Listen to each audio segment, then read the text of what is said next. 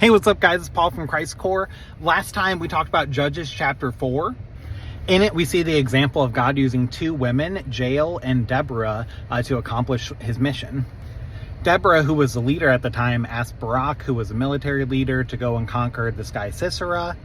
Whole lot of backstory to that. Short version is Deuteronomy chapter 20, talks about God's plan for the Israelites inheriting the promised land. That is certainly a hot topic for debate as well with political times, but that is not the purpose of this video.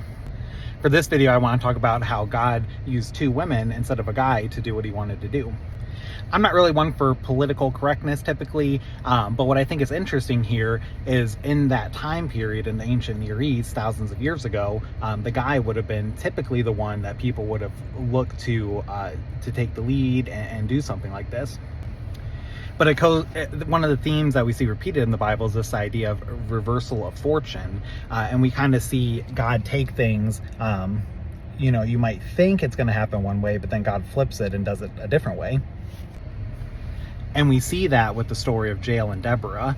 It looks like maybe this military guy Barak is going to do the mission, but instead, a lady named Jael, she does the mission instead.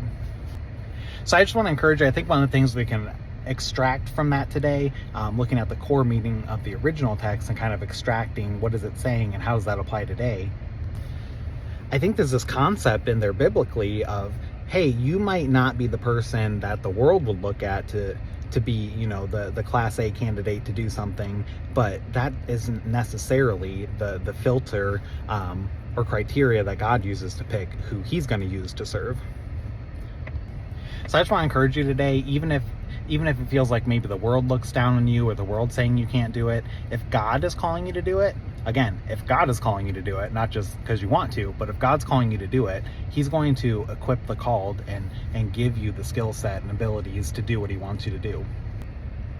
It might not be automatic, might take years or decades even. I know with Christ Core, it took 10 years to get to where we are now, but God can do it. And he's going to pick maybe the person that the world thinks is unlikely, because that just glorifies him even more because it's doing it in his strength, not our strength. Next Metalcore Bible study is January 16th. Next heavy worship service is January 30th. We'll see you then. Until then, God bless and keep it metal.